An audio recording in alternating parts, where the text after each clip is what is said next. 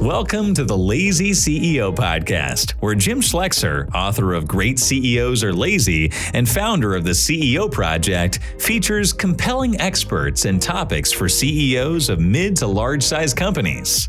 Now, let's get started with the show.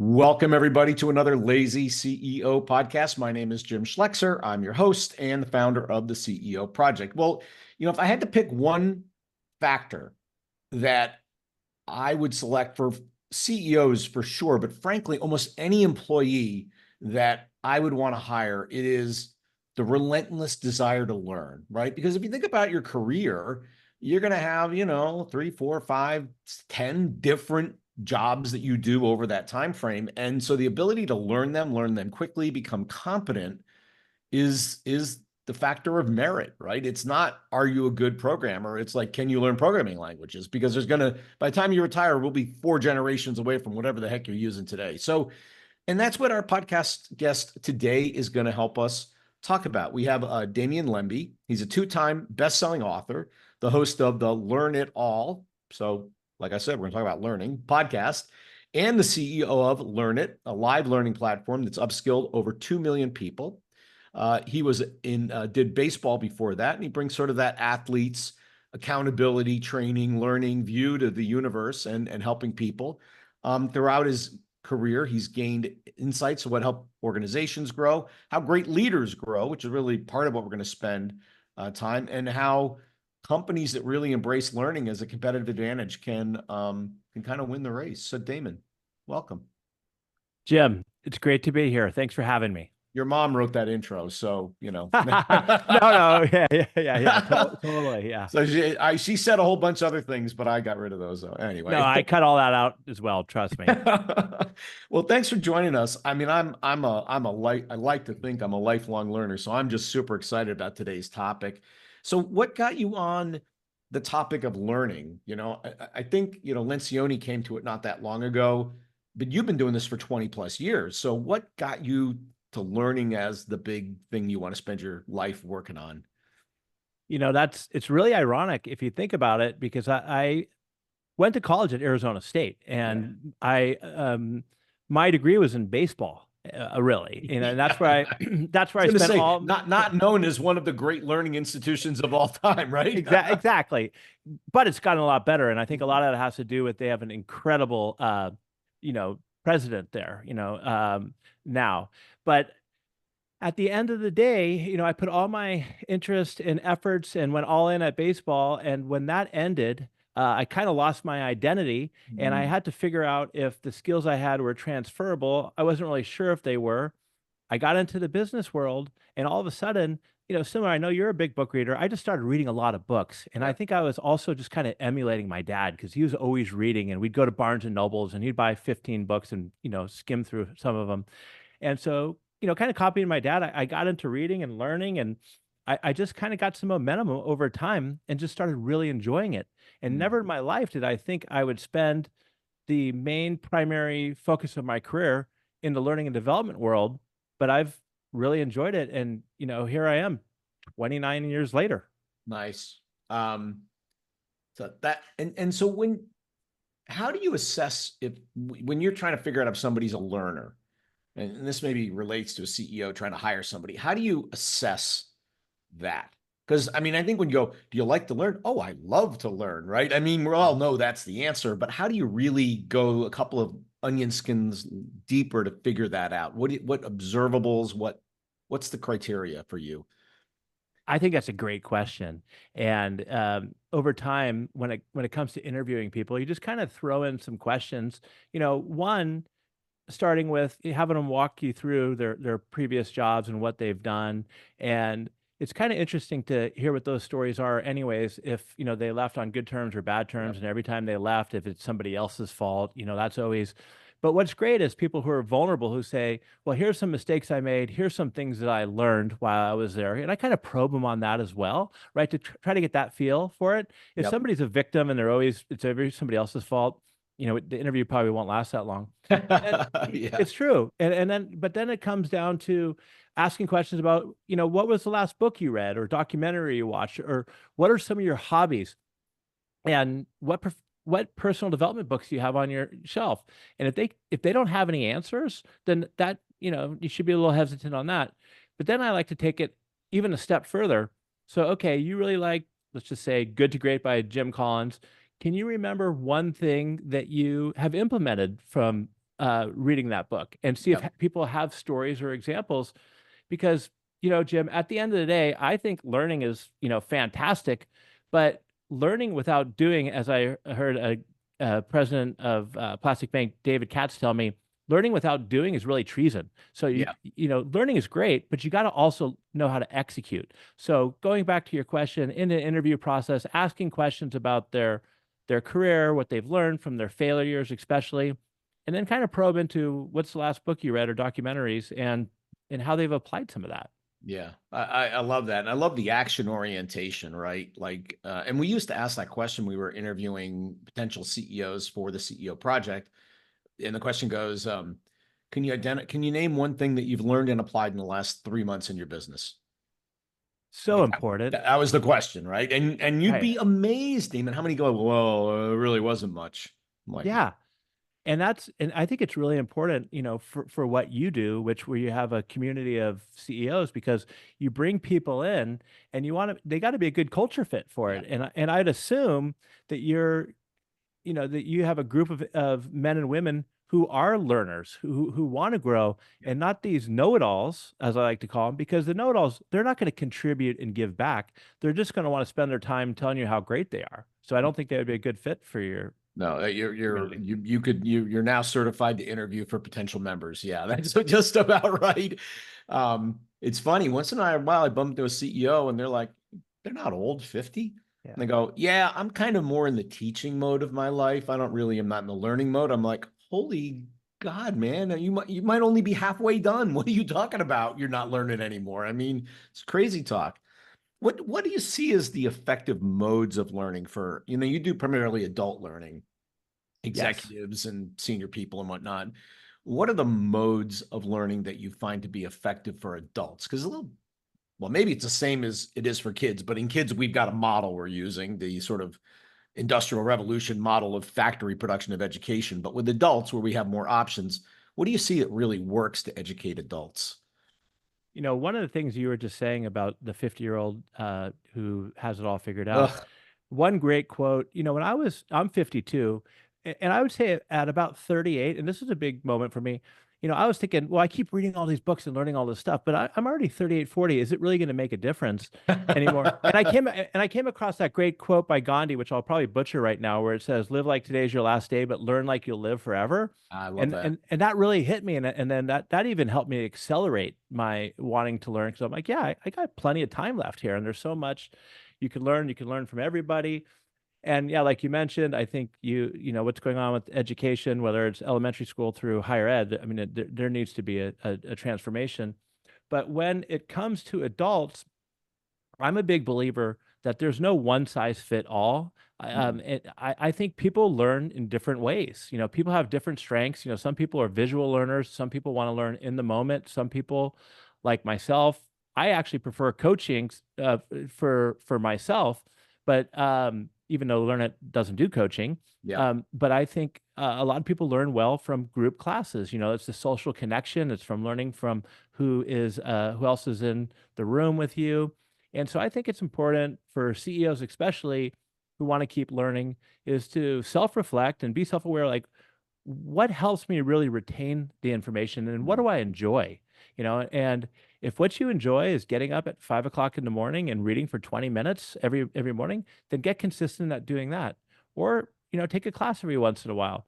Find something that works for you. Because if you try to push the rock up the hill and do something that you're just miserable at, A, you're not going to pay attention, and B, you're not going to retain it. You're just going to waste your time. So I think everybody learns differently, and you just got to figure out what mode works best for you. Interesting. Yeah. It's like, for working out, I hate the gym and I hate running, but I love soccer. So I'm like, I'll get up early in the morning. all week long to go play soccer. So I found my thing, right? And it's a similar idea. Find your learning mode that you enjoy and it doesn't feel like work, and do that one. I like that a lot. For me, that's tennis. I hate Tennis, yeah. I can't stand going on the treadmill or, but if I have an accountability partner, somebody who will pick me up and we'll go play tennis in the morning, then you go out there and you hit for 90 minutes, 2 hours. You don't even know that you're exercising, right? I'm sure like when you're playing tennis, Same. then you get done and you feel amazing and you're like, cool, I want to do this again. Yeah. Yep. Yep. Yeah. Only downside of soccer is you need a lot of friends, but, Yeah. but maybe that's the plus side of it. I don't know. But so this question of learning is premised on having a level of humility, I think. In that you've got to come to it with, I don't have all the answers, and there's probably better answers out there that I could find or learn or develop or whatever. And I think some leaders in particular worry that humility that's required causes them to lose strength, to lose power, I'll seem weak, right?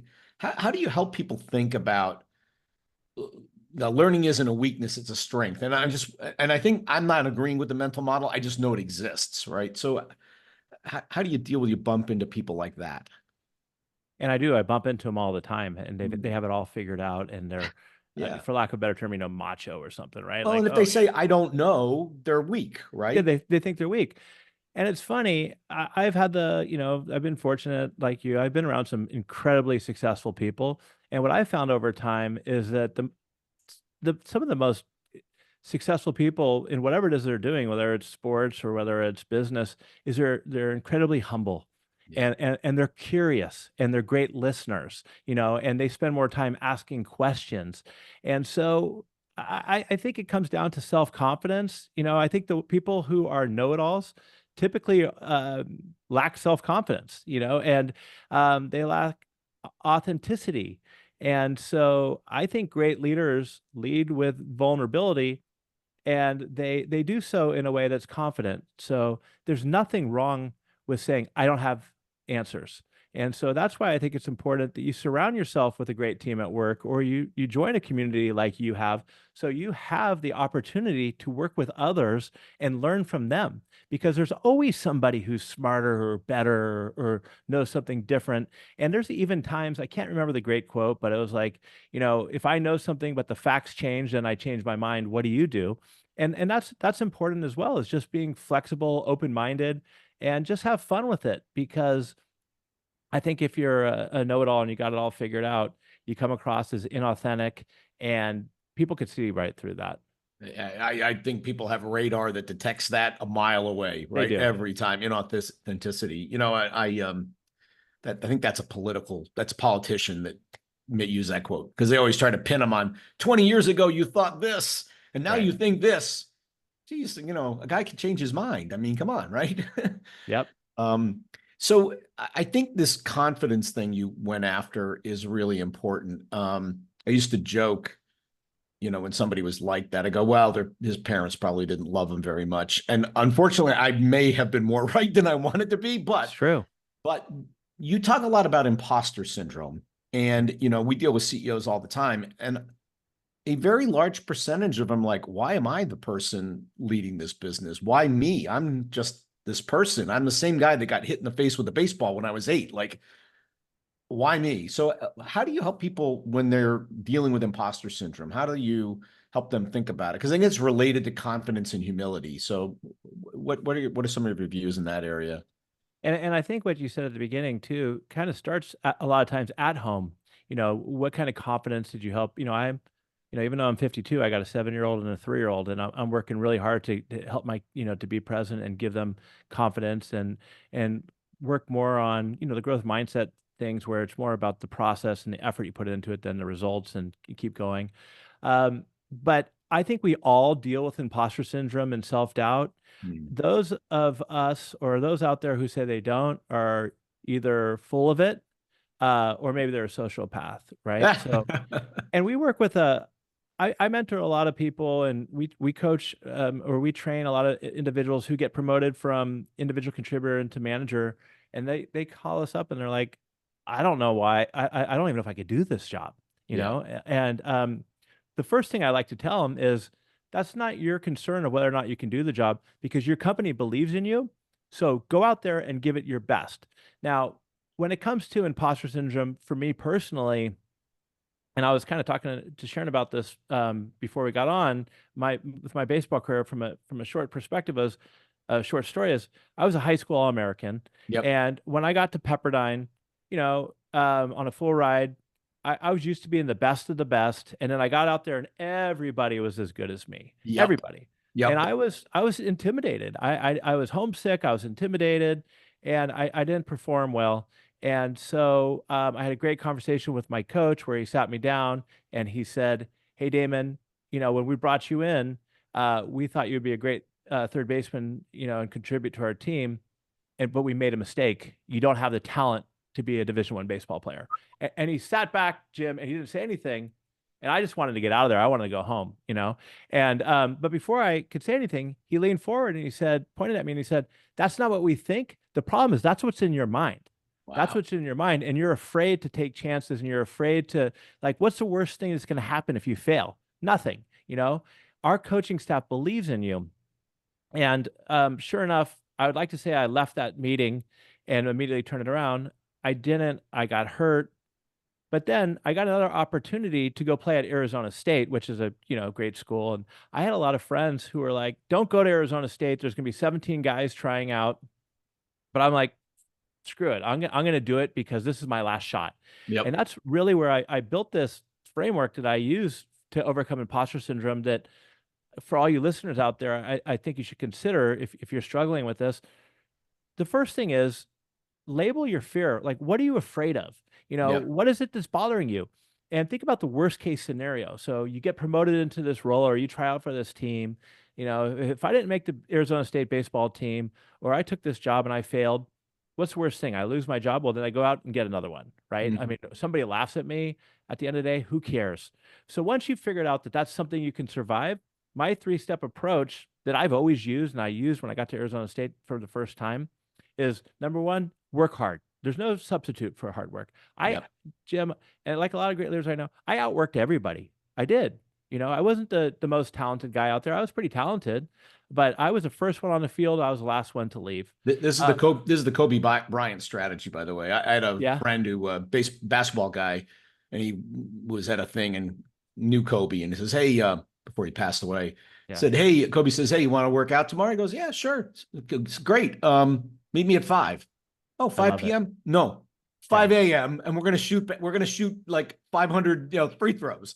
Yeah, isn't that crazy? I was at the top of the league, and he's getting up at 5 in the morning. Like, you cannot outwork this human, right? So I agree. That's a huge factor. You can't. So that's what number one. There's no shortcuts. Outwork everybody. Yep. Number two is what I like to say: deliberate focus, practice. Focus on a certain thing, right? So if let's say you struggle with presentation skills and you got to do a big presentation, well, focus in on the part that you're struggling with the most, and just do that over and over and over again, until you get good at it. It's really easy to get distracted because something's tough, and you go look at Instagram, or you go do something you're good at. But if it's something that's important that you got to get better at, really focus on it. So you work hard, you focus, you ask for feedback, you be humble enough to ask for feedback and get better at it. And then step number 3 is, whether you're stepping into the batter's box, or you're giving a presentation, or you're leading a team for the first time, learn and let go. Just step up there, stop thinking about what you need to do, and perform. And so a couple of things might happen. You might crush it, right? You might crush it, but you also might fall on your face. Yep. And even if you fall on your face, and I'm sure you'll agree with this, those are the best learning opportunities. Yeah. What did you learn? And I think it's important so many people out there are so concerned about people laughing at them, or failure to try something. There's so many people out there who won't apply for that job, or they won't stick their neck out there, so they don't know what they're missing. And at the end of the day, these people who might laugh at you, or something might go wrong, well, I think we think we're too important. People forget about it right away anyways, and they move on with their life. Yeah. So give yourself a pat on the back, go for it, learn, just get a little better every time. When I first started doing keynotes a couple years ago, I was absolutely terrible. And I'm not saying I'm great, but I'm better than I was then, and I kind of look back and reflect on, and I'm like, hey, I'm kind of proud of myself that I've gotten better over time, and I've had the courage to get out of my comfort zone, which I think CEOs need to do, or people who want to be CEOs, get out of your comfort zone and try things, because what do you really have to lose? Yeah. And I think, that's really insightful, because I maintain all the interesting stuff happens when you're uncomfortable. All the interesting stuff. And so if you're unwilling to be uncomfortable, you're going to really struggle to do interesting stuff. And that's not just an individual criteria, it's an organizational criteria. So if you want to lead your organization, and I remember there were times that I'd say, hey guys, or gals, we're going in this direction. And they go, what are you talking about, man? That's like crazy. We got this. And I made the whole organization uncomfortable. There was a lot of resistance to being uncomfortable. But yet when it played out, which I hoped it did in a couple of cases at least, they're like, wow, that was great. I'm like, we only got there because we went through the there's a SEAL saying, Navy SEAL saying, it's like, embrace the suck, right? It's gonna suck. Just embrace it, own it, and move through it. You also remind me of another book that I loved, which was, it's not his most popular one, but Dale Carnegie wrote a book called How to Stop Worrying and Start Living. I don't know if you ever read that one. No, I read, The other one. Yeah. He talks about, let's figure out what's the worst that can happen. Mhm. Do everything you can to get the best possible outcome, and then just let it go. Very similar to your philosophy, actually. Yeah. No, I really like, Jim, what you said there about from an organizational perspective, because it's true. I'll be honest. I mean, we're kind of going through that right now with LearnIt, where we have our traditional instructor-led training and the way we've done things. Well, with the rapid pace of technology and change, I don't think that the in-person or live instruction will ever go away. Yeah. But we need to be able to shift and get uncomfortable and change a little bit, or else we'll get passed by. So whether it's incorporating AI or building out technology and changing some of your processes and systems, you have to do that, because if you're just stuck in your comfort zone and you're going to lose. Yeah. Yeah. Time for AI avatars to teach all your classes, right? Well, it would help the bottom line, but I mean, I'm not a fan of that, but Well, you did make the change. You said, we talked earlier about your learning model was very face-to-face Yeah. for a very long time, and you went virtual, which has economic implications and business implications. What have you seen? Because a lot of companies have dealt with that, right? They become highly virtual. What have you seen as the positives and the negatives as you modified your business model to a highly, and I know we're a few years past it, but what were the pluses and minuses of that modification? Yeah. And when I was prepping, I heard you talk about having to go through the same thing kind of, for a Yeah. while. And fortunately for us, that we were actually doing virtual training back in 2012, mostly on the technical side. Yep. And so, and then we also moved to an environment. I'm a big in-person fan of Yeah. work. Absolutely. Like I mentioned, I'm in the real estate business too, so I kind of like it, and I like having people around. Yeah. But that's because we're both of an age, my friend. I know. But as time goes on, and I think for people who are good leaders, you got to kind of adjust to your team, and with Gen Z and millennials, and people had work-life balance and everything. So we already moved to kind of a hybrid approach. So when COVID came around, it was actually pretty easy from a from a staffing perspective, to immediately everybody had their laptops and they're set up and they were remote, right? So that wasn't difficult. It was incredibly difficult at first to convert all our customers to virtual, because they're just like, how are we going to learn emotional intelligence, on Zoom or whatever? But pretty quickly after that, once everybody denied it, they're looking for ways to find social connection. Yeah. And so that was huge. We had a lot of our customers like, well, this is a savior for us. I mean, I was thinking of this one nonprofit we work with. They're like, getting our managers together virtually. And it was amazing, because some of the lower level managers were able to meet with like the senior level or the CEO during these classes, which they may have never seen before or communicated with. So that part was all great. And of course, I mean, the profit margins are better because you're not booking travel and all the time and change and everything. And so I would say that we're about 85% still virtual. Wow. 15% in person. And so I think that both models work. Again, it kind of goes back to working with your customers to figure out what's best for them. And and we've tweaked our content so it works in both ways. I mean, we don't deliver the same managing up class to virtually as we do in person. I think the exercises are different, the way we approach it's different, and even the in-person classes tend to be a little bit longer. So you have to modify it. Yeah, interesting. So, this is a topic that we talk a fair amount about, organizational development and investing in your people, because and we had a client that said, companies don't grow, people do. So if you invest in your people and they grow, the company grows. That's the strategy, right? So this concept of investing and learning is really central to that growth, the entire growth strategy of that particular company. What do you see are the biggest needs that are showing up? Like, what are the things that, like, your best, like, really switched on companies you work with, you go, here are the things we really need to make sure our people understand, and we'd really love to have you help us with that. What are the sort of the high hitters for those kind of organizations? Well, I say the biggest high hitter is just trying to develop an organization that has a learning culture, first and foremost. And I think, Jim, that starts at the top. That starts 100%. I agree. 100%, right? It starts with the CEO and the C level. And it's not just, talking about it. It's actually participating, right?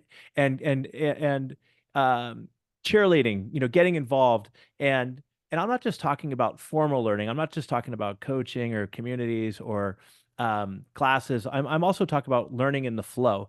Giving your team members the time and space and psychological safety to try things, to fail, and to learn, and to have managers who beneath them understand that it's important to have patience, and it's important to coach themselves. And then I also think it's important for these same managers to allow time and space for their team members to take classes or do coaching, because that's what, especially the younger generations, are pushing for that, right? They want the career opportunity and the growth.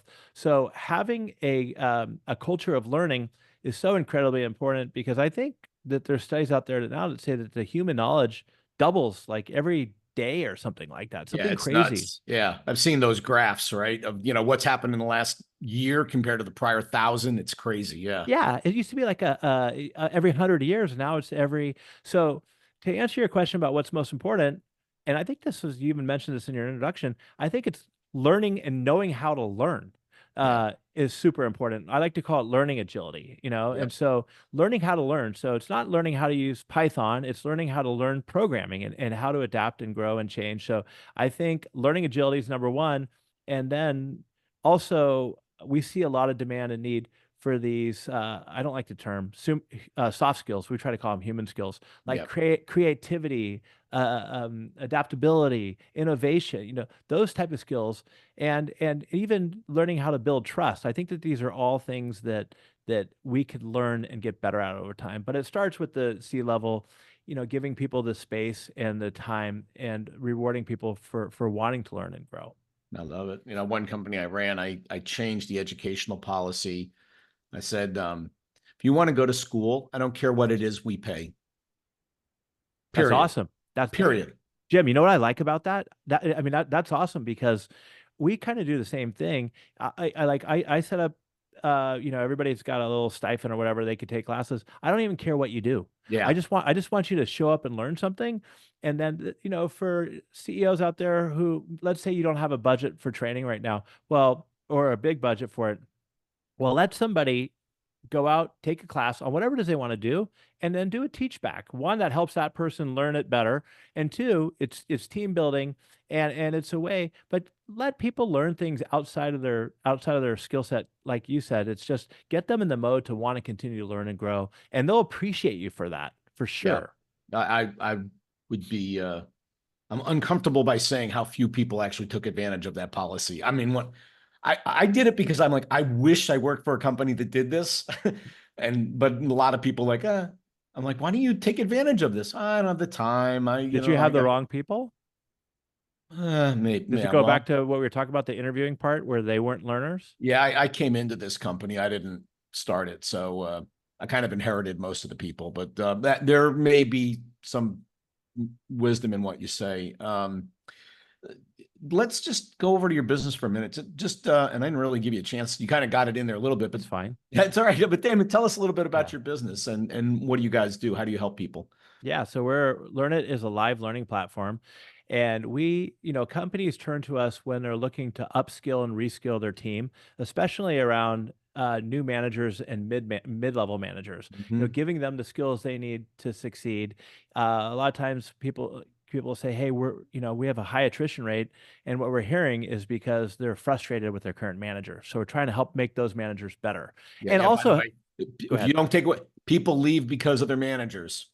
Oh, you better believe it. And I think it starts, Jim, before that. I think it goes into making sure that you're not promoting the wrong people into manager level, because I don't think that you really need to do that all the time. So we help with that. And then a lot of times, we want to craft it's all B2B. So we want to work with the chief of people or whoever puts together these programs, and we want to align either what their goals and values are or what they're trying to accomplish. It doesn't necessarily always have to be pain points, but like what are the behaviors they want to change? And so we develop these programs either for individual contributors or middle managers that align with the skills. It kind of what we've been talking about. So we put them through whether it's cohorts or one-off sessions. And I don't think that you change overnight just from Yeah. taking one or two classes, but we have other follow-up training that goes along with it. So our goal at the end of the day is, we want to work with companies who have, my book's called the Learn It All Leader. So the Learn It All mentality, hopefully, organizations who understand the importance of learning. And learning isn't, hey, we have a company retreat. We want to hire you, bring you in for 90 minutes and cover 15 topics. It's a it's a process, and it's a program. Learning's hard, so you build out these programs and then you partner with your organizations to help them accomplish that. I love the focus on middle management. It's one of the things we talk about, that it's They easy need to the hire most your help. executive team, and it's easier to hire people on the pointy end of the spear that make you money every day of the week. But as the organization grows, the distance between those two layers get bigger and bigger, and nobody wants to invest in that middle layer. It's just not very sexy. And so I love your focus on it, because it is, I think, a key potential point of constraint that can stop the growth of a company if you don't make these kinds of investments. It really is. And think about this, Jim. I mean, you got the middle level of managers, right? Mhm. You got the executives. Well, they gotta report up to them, and they have their needs. And then you have your individual contributors, the people that report to you, completely different a lot Yeah. of times goals and purposes and challenges. And the middle managers, who's helping them? Yeah. Who's helping them? And so I think that for all you CEOs out there, I think that whether it's coaching or just having conversations with them is it's really important to take care of those men and women, because if you don't, it's going to hurt your culture, and you're probably going to lose good talent, and they're probably not going to help you accomplish the goals that you have from a revenue or a product or whatever it is from the executive level, if they're not equipped with the skills and tools that they need to be successful. I think that is a perfect note to end it on. Damon, thank you so much for joining us. This was fabulous. A lot of great insight. And, I just love the area of learning. So it was a real joy to talk to you. So thank you for the time. I appreciate it. You asked great questions. You teed me up. Yeah. Well, I can throw pitching BP all day long, man. Yes, no curveballs. I wasn't a good curveball hitter. Exactly. All right, man. Thanks a lot. We'll talk to you soon. Thanks for having me. And we'll see you next time on the Lazy CEO podcast. Thank you. This podcast is brought to you by the CEO Project. At the CEO Project, we work with CEOs to help them grow their business. And our members represent billions of dollars of revenue and profit. And frankly, amongst all of us, we've probably made every mistake in the book, including some you haven't made yet. So if you want to learn from the experience of a bunch of really seasoned CEOs, we're a great place to hang out. In this podcast, what you're going to hear are some of those ideas, concepts, and things that are just going to help you on your journey. If you want to find out more, reach out to us at theceoproject.com, or you can contact me personally at jim@theceoproject.com. Happy listening.